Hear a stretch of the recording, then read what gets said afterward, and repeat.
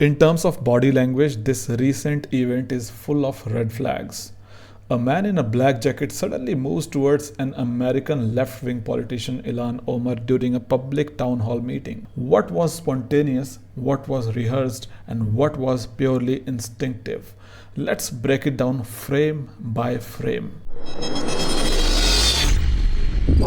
A guy in a black jacket suddenly moves towards the American politician Omar during a public town hall and sprays some liquid on her. It looks chaotic, but chaos still follows the patterns. Let's ignore headlines and emotions, just watch what people's bodies are doing. Now, before the attack, she is speaking normally, but about 1 second before the spray, there is a small movement in her neck, like tension is kicking in. At the same time, the attacker looks very restless.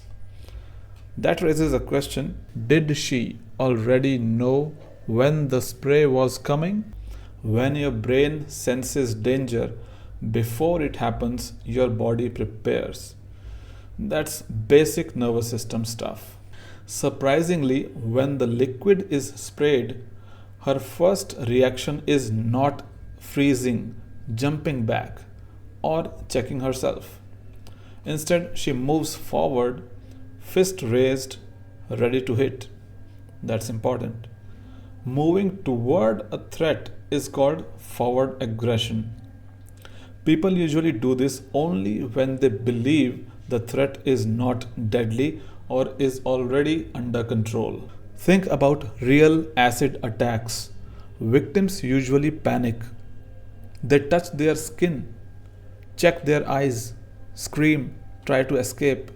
And here, none of that. She doesn't even check her skin. She doesn't look scared. She looks angry, and that's suspicious. Her face doesn't say, "Oh my god, what just happened?" She looks mostly angry. Her eyebrows lowered, her jaws clenched, neck veins are visible, nostrils are flaring, and that's anger, that's not surprise. And this lack of surprise is very strange. Interestingly, the liquid hits her chest, not her face, and that really matters. If someone wanted to seriously hurt a person with a liquid, the face is obvious target. Eyes, mouth, or nose. Chest, much safer. Genuine attackers usually target the face. If you ask me to spray some liquid on you during a public event, which part of your body would you choose? Face, it could get in your eyes. So chest is better. Spraying the chest creates the visual of an attack without maximum harm. That shifts it from injure to create a drama. That's very suspicious. And the behavior of the security officers is even more strange. No one checks what the liquid is. Nobody smells it. Nobody checks her clothes. Nobody calls for immediate medical evaluation. What if it's an acid? Acid can burn through the clothes with delayed damage. Yet nobody seems concerned. She fixes her t-shirt but doesn't even check the substance. That's not how real unknown substance attacks are handled. A lady nearby says, "Who is that? I don't know."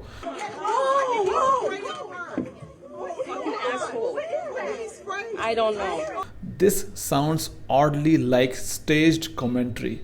If you have ever watched professional wrestling, WWE, you know the vibe. "Who is that masked man? Oh, I don't know." It adds confusion and drama, but not useful information. Now let's talk about the security protocol, which is a big factor here. In real security situations, the protected person or the principal is immediately removed. A human shield is formed, distance is created in all directions. What if there was a second attacker in the crowd? This response is not a standard response. Surprise after surprise, here comes another one. The security lets her continue the speech. After an unknown substance attack, the safest move is always to remove the person. Staying on stage is very unusual. Continuing the speech shifts the moment from safety to messaging. The security behavior looks very odd to me.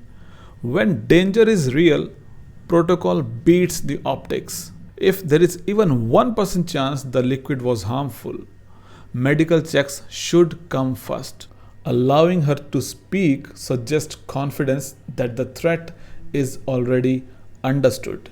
Now, I'm not saying this was 100% staged, but the body language, the lack of surprise, the choice of target area, the missing medical concern, the unusual security response, all of this does not look normal to me.